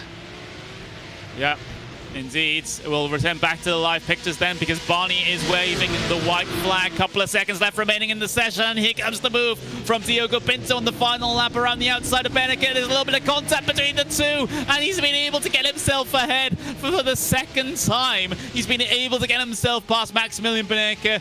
Won at the penultimate lap of race number 1. Now this at the final lap of race number 2. But is there going to be a response here from Maximilian Beneke? I just saw a couple of drivers drop further down the order. Big lock at the brakes from Beneke down the inside of Tosa. He can't make any progress though. Oh, tip of the hat to you, Diogo Pinto. That is a ballsy move to go around the outside into Tamburello. Here comes Holtzman. Little bit of a contact there between him and Lombardi. He pushes him out the way. There's still door rubbing down into Acqua Minerale. Oh, I think that might be looked at afterwards with the little contact at Piratella. But Pinto, brilliant move on Beneke, but it's not over yet. it seems like Pinto just knows exactly when to get past to win these races. It wasn't even the same move in these two races. It was different options that Pinto went for, and now he's just 2 corners away from getting maximum points here at Imola. Unless Beneke can do anything through these final 2 corners, I don't think he can unless Pinto drops it by himself. But what a fantastic move, and what a fantastic 2 events it was for Diogo Pinto. He's led 2 laps here in this event, but it's the 2 laps that matter. He's the double race winner here at Imola in the Porsche Esports Carrera Cup Deutschland. How about that? Just lead the amount of laps that you need, Paul. Well, I mean, don't forget, he was leader at the start when he started from pole position, but he didn't fight it too hard with Beneke at the start of the race. And when Beneke went ahead, it was like, okay, yeah, I'll let you go past. We've still got plenty of action going on further down your field as well. But my goodness, I do say definitely that is an incredible overtake. It takes a lot of commitment and a strong will and desire to make that one work around the outside of Tamburello, but he did that to perfection. And he didn't worry about losing the lead in the early part of the race. He just sat back behind. He just let Beneke deal with it. He let Beneke just run the race at the very front.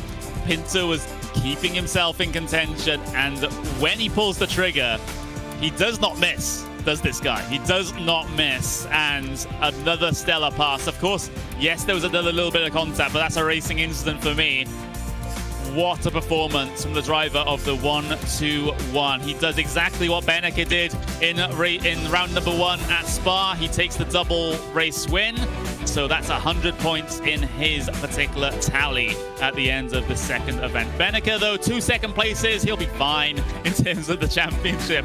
Patrick Holtzman in 3rd place here at the end of the second race. Of course, these are all indeed provisional results. Dino Lombardi in P4 with Enzo Benito P5. David Williams number 6, but of course, you know, post-race time penalty, 5 seconds, drops him a little bit further back than that. Gianni Vecchio in P7 with Dylan Scrivens in P8. Nico Vizikbi in P9 with Carlos Dieguez in P10. Alexander Tiba, P11 with Ricardo Ferreira in P12 with Jimmy Antunes in P13. Matthias Siebels in P14 with Mike Wagner, P15. Tobias Grunskotter in P16 with Dennis Neidhart, P17. Christopher Dambeat in P18. Lucas Lang, P19. And Michael Leichty rounds out the top 20 here today at the end of race number 2. Having a look at the final third of the field, though, Fausto Canepa in P21, Adam Volkovic P22, Sergio Ferrerio P23, Daniel Muth P24, and Simon Amosa 25th. Fabio Lamateri in P26, Alessandro Pozzi P27, Marcel Erang in P20 with Tim Maska with Andrea Alberti rounding out the top 30 there. And those 2 drivers at the very back of the field. Of course, Nicholas Laubish being one of them. He wasn't able to take the start due to hardware failure. And Ricardo Rico P31 with an incident in the early portions of the event. So there we go then. That is another Porsche Esports Carrera Cup Deutschland event in the books. And, well, I guess it was kind of very similar to Spa in that we had some pretty exciting, pretty enthralling racing. Lots of contact that the stewards will have to sort out, of course, with these potential post-race decisions and post-race penalties. But it just goes to show that the drivers are really trying to fight tooth and nail for every single position here, Paul, and the margins between them are just so fine. And you hit the nail on the head there. It's the fact that the margins are so close that the smallest of mistakes is going to cause big issues. Speaking of big issues, the 61 there had a massive one. Potic ended up with severe damage. And then we saw Dan Bates trying to work his way through. Tim Matska involved in some situations as well. Dan Bates, as I said, it just wasn't his day today here at this event, and he ended up just dropping back a little bit earlier on. Of course, had issues later on in the race. But we did see some tremendous action out there, not just up at the front of the field, but all the way through the mid-pack. That was the move that Beneke made, and look at that. Pinto was well, okay, you go ahead. He wasn't too concerned about that. He had a plan. He was happy to sit behind in second place in this race. I think Beneke was maybe thinking that he could try and pull away and try and get away from him this time, but Pinto was able to work so close together with him, and we saw it all the way through the Porsche Carrera Esports Super Cup, and even in the opening round at Spa. Pinto is an aggressive driver, and when he channels that correctly, like he did today, he can pull off some sensational moves. Yeah, it's great. And of course, you know, Beneke was in the lead for so long that I thought he was leading since the very start of the race. I'll be honest about that. But there's the contact with David Williams. Rather, Williams running into the back of Ezio, then everyone running into the back of him. It turns out there through the exit of the Villeneuve chicane. That's where the wing mirror damage was caused there for David Williams. And of course, it then triggered a fight between him and Scrivens in the latter portions of the event as well. Scrivens trying to get the line through Tamburello, but was unsuccessful. Here's the fight between the two teammates. Amosa dropping it on the exit of Tosa, and has a little bit of an embarrassing spin once again towards the end of the event. So not exactly ideal for Amosa, and he struggles to try and get that car spun back around as well. There's the side-by-side fight then ahead in towards Tamburello between the two top drivers in this event. Pinto gets a late race move done for the second time in the row, and he was still able to hold on to it as well. Even it's just crazy. Like, Pinto's execution of these moves is absolutely perfect, and Beneke can't do anything about it. Just look at this. And he knows that by taking that wide line, he's squeezed Beneke into the apex of the first part of that chicane. It compromises his line. Pinto could carry that speed then around the outside to be able to get himself in front, and that was beautifully executed. Not too often you see that move done so successfully. Beneke saw a gap there, got the anchors on, and just couldn't quite make it. And then, of course, Holtzman into Piratella. Little bit of a rub with Lombardi, and then they had an even bigger rub right there. Little contact, and Lombardi, he was extremely upset about that. Got straight on the headlights to show his disgust about that. There you go. But what a performance from Diogo Pinto here today. He didn't get pole position, but he got the 2 wins, which is the most important thing. Yeah, he did. He really did. And it is that is how you would want to have your race go here at Imola. Like, not once, but twice, he was able to pick the perfect place at the perfect time to try and get past. And like I said when I called it live, it wasn't the same move either. So he has these sorts of tricks in his arsenal to just pull out at any time.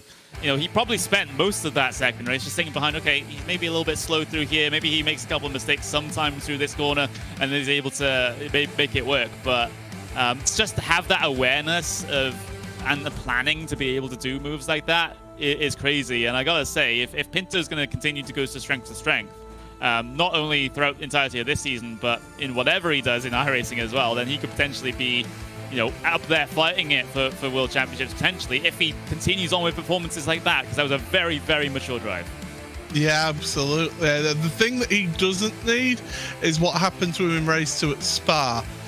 So he needs to keep up what he's done today and keep this up for the rest of this season and take that forward through the rest of his year here on iRacing. But certainly he's an exciting driver, isn't he? He just pulls out these moves, very aggressive, but he was clean. It was fair with that as well, and that's the most important thing about it. No ambiguity, no sort of worries about, ooh, will I get a penalty for that? Absolutely fine, spot on move. Yeah, indeed. It's a joy to witness. And of course, you know, he's along with a couple of other drivers, you know, even in the, you know, a year or 2 years ago, he was like considered to be a bit of an aggressive driver. He still is a bit of an aggressive driver, if I'm being completely honest. But if he can learn to tame that and just use it in a more constructive manner, just like he did here today, then he's going to be a massive force to be reckoned with in the future, on futures, later on in the season, and of course later seasons of World Championships that might come up in iRacing. So yeah, that's a very, you talk about one particular race for a driver that sort of really sets the theme for them for the rounds to come, and that's probably what Pinto has just had there. But enough about us, though. We've been waiting very patiently for drivers to come in and interview us, but no one seems to be wanting to come along. Again, just to wrap here, Paul, it's another race, or another 2 races here in the books at Imola. Doesn't really change the complexion of the very front of the point standings all that much, because Beneke, again, he picked up 2 second places here. He's absolutely fine. But what it does is allow Pinto now to launch himself further up that order and to just have a little bit of a safe buffer between him and other drivers behind. Because remember, it's top 3 that win prizes here. So even if drivers are not considering going for that top spot, maybe those other 2 spots might be a little bit closer than what the top spot's going to be. Yeah, absolutely. I mean, we're still early season, aren't we, really? We're only 2 weeks into this championship. It's an 8-round championship. So once we've got out of the next round, that's when we can start looking at it and see, right, who are the main contenders? And, well, we go to another circuit in Italy, Monza, next in a few weeks' time. And that one is going to be intense because, well, I mean, I say a few weeks' time, it's next week. So the drivers don't have a long time to get their time attack done and get preparations done for the next round of the championship. And Monza is such a little bit of a wild card, really. It is that championship, that round, because it is all about speed. It's all about being in the right place at the right time to use that draft. So definitely it's going to be interesting to see, and that's where we'll have an idea as to, right, who are the main contenders for this. Yeah, it really is. So what a fantastic first 4 races, 2 events that we've had of the Porsche Esports Carrera Cup Deutschland season. It's been great seeing these guys do battle and to show the absolute, well, at the front of the field, some very good racecraft racing in amongst each other there. But we are we're able to get ourselves our double race winner for today, Mr. Diogo Pinto. Diogo, what an event. I gotta say, to be able to pull off a pass on the race lead in the dying moments twice in a row, that's something special. How do you feel about it? Good. I think I was missing a little bit of space, but I knew I had to be a little bit risky to overtake, and maybe I was too much, but it ended up being all right, so I'll take a double win. Yeah, and maximum points here, 100 points into your points tally. That's got to be making you a little bit more optimistic, at least for the rest of the early portion of this season. How important was it to get maximum points here today, at least in terms of your championship effort? It was really important because on the second race at Spa, I did a mistake and dropped some points. But now I don't know how far away am I, but my goal for the end of the season is a top 3, so a double win is always good. Now I just gotta keep scoring points consistently, and yeah, let's see where I end up. Yeah, so you want to get some prize money, is what you're telling me there with a yeah, of course. So there we go. Of course, you're classified as a privateer in this particular event. Will that be changing at any point over the course of this season, or are you still going to be out there on your own? Yeah, you have to wait and see, most likely in the next few months. All right, we'll wait with bated breath then. Thank you very much for joining us, Diogo. Yeah, no worries. Fantastic 2 race wins here today, and best of luck in your next races. Yeah, cheers. All right, there we go. Diogo Pinto there. 2 race wins here today. He qualified in 5th place, by the way, in race number 1, Paul. He was able to pick his way through the front couple of cars in that order as well. So it was a lot of hard work being done there by Pinto, and a lot of high pressure moves as well. Yeah, and he made it work, didn't he? He really did. So really impressed with what Diogo can do out there on track. And as you say, if you could channel that aggression and channel it into a positive, then yeah, definitely the world is oyster. But as I say, that next round next week at Monza, that's going to be a little bit of a curveball, because you don't necessarily want to be at the front of the field in that one. You want to be just in the slipstream, using the draft, working way forward through the field to then make the move for the lead at the end of the race. And time after time, we've seen the race decided at the line at Monza. So you definitely do not want to miss that next week. Yeah, I mean, we had, of course, in race 1, a car length decides race number 1. We might even get a little bit closer there at Monza. But of course, thank you very much, everyone, for joining us. We will have to wrap up here on RaceSpotTV in conjunction with Porsche.